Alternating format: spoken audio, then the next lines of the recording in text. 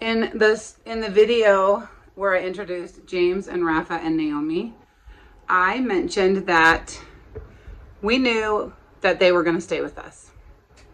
I had a dream one night, and I woke up in the morning and I told my husband and my older teenagers about this dream.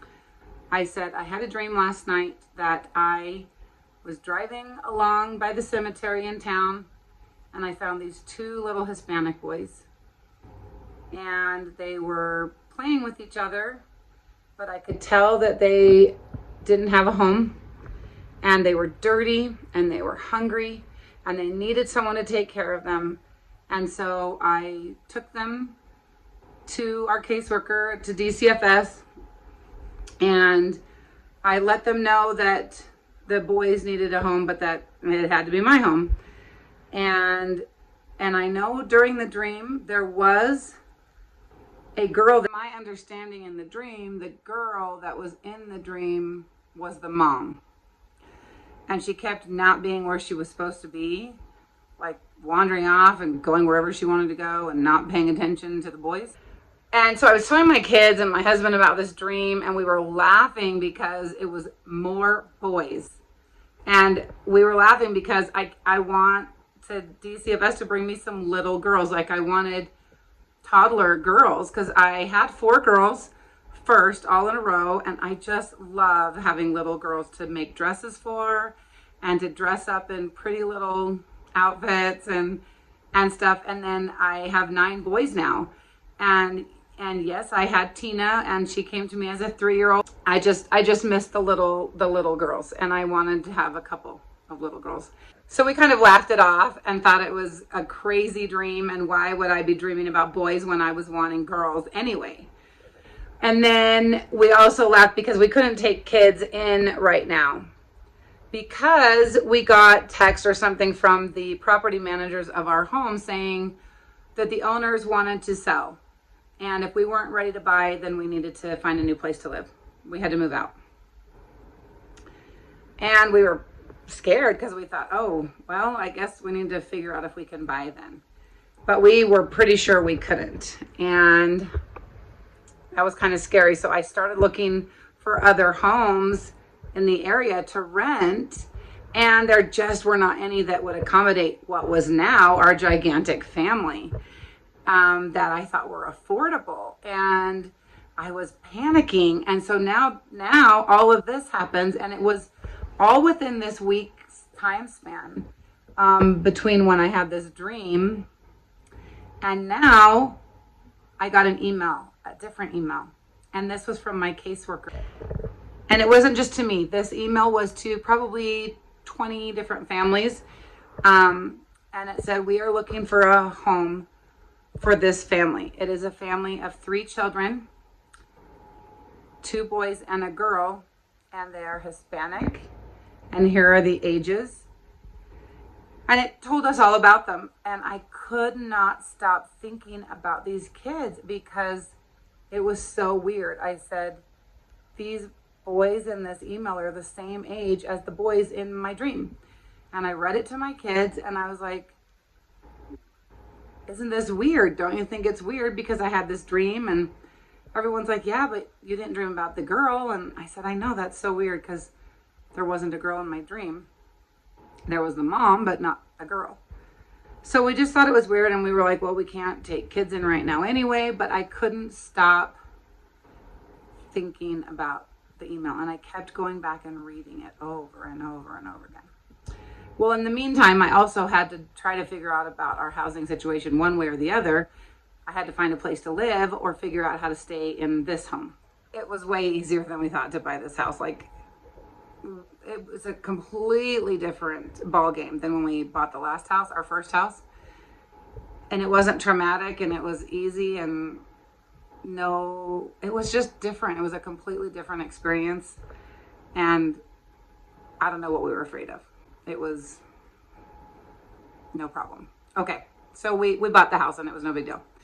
But that was a little bit down the road. But anyway, so then since we had our housing situation all figured out, and I kept going back to this email, I said to my husband, well, do you think I should reach out and see if they've found a family for these kids yet. When you're going to bring 3 kids into your home, and we already had 12, so that was a lot of kids, right? That puts us to 15 kids, and that's a lot. And so the first thing we did was we talked to all of our teenage kids.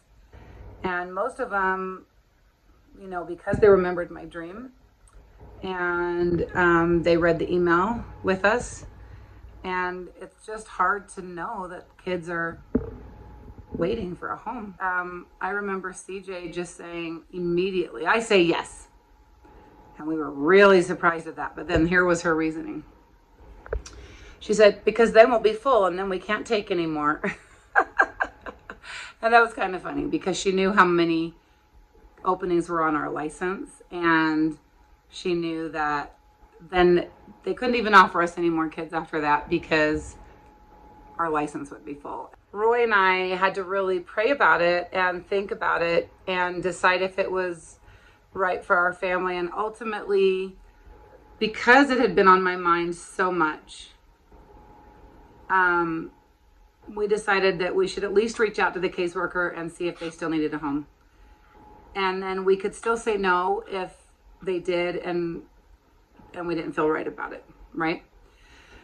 So I emailed the caseworker and I said, if you still need a home for these children, feel free to consider our family. And it had been a full week since we gotten that email, and I knew that it had been sent to 10, 15, maybe even 20 families that the email had been sent to. So I got an email back the next day that said, oh, we've already found them a family, but thank you for being willing. And I was so surprised. I said, oh, okay. That's weird because I really felt like they were supposed to come to us, but that's okay. I asked, I did what I felt like I was supposed to do, and so it must just not be. The very next day, I got a phone call from a caseworker. And she said, hi, I am a caseworker for these 3 children, and I heard that you were interested in them. And I said, yeah, but I heard that they already had a family. And she said, no, that didn't work out, and we still need to have a place for them to go. So she told me a little bit more about them. They had been at the Christmas Box house for like 30 days. And so she said, are you interested in taking them? And I said, yes, we are. We've decided as a family that we'd like to have them come to our home. And she said, do you feel like you need to meet them first? And I said, no, I don't. I feel like it would be okay for them to come here. So she said, okay, well, I'm going to talk to the team and we'll get back to you. And so later she called me and she said, the team feels like it would be better if you met them first. And I said, okay, that's fine. I'll meet them. I'll do whatever you tell me to do. You guys are the boss. I'll play the game and I'll do whatever you want me to do. So they wanted me to go up to the Christmas Box house and meet them. Brought Coral with me because I was unclear from the email whether or not the children spoke Spanish or English or both. And Coral spoke Spanish. And so I brought her with me so she could help interpret. But I neglected to ask if Coral could come with me, which means they did not put her on the list. So when I got to the Christmas Box house, they wouldn't let her in. So she sat in the van and waited for me. Now they just put me in a little room and said, okay, just visit with them for an hour and then you can leave. And so I went into that room and I visited with them for an hour, and I was so nervous, and I always feel a little kind of awkward and uncomfortable because I don't know, you don't know these kids. They're strangers and you want them to like you and feel comfortable, but you also don't want to overwhelm them and you don't want to smother them and you don't want to, it's just different. But there were some very, very, very striking things that happened during that hour.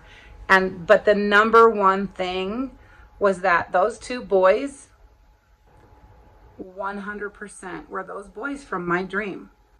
And That's the first thing I said to Coral when I went out to the van. I said, Coral, those boys are the boys from my dream. I didn't recognize their faces, but I recognized their mannerisms and the way they interacted with each other, their sizes, their ages, just the way they were with each other was exactly the boys from my dream. And it was like deja vu being in that room with them. And it's also so weird because Naomi was the girl. I thought she was the mom in the dream. She kind of just doesn't want to have to be in charge of the boys. When I took them in my dream, she was like, see ya, I'm gonna go do whatever I want. And that is so how she is here. She doesn't want to have to be in charge of them. I'm not the kind of person who thinks every time I have a dream, it's going to come true, or every time I dream about anything, I have to figure out what it means and I have to take it to some, dream interpreter and figure out what is the deep meaning behind this. But this particular dream is really, I don't know how to explain it exactly, guys, other than those boys were from my dream. And so was Naomi. And I knew from that moment on that they were supposed to come to my home. Thanks for watching. Don't forget to subscribe. Give it a big thumbs up. Remember to watch all my other videos.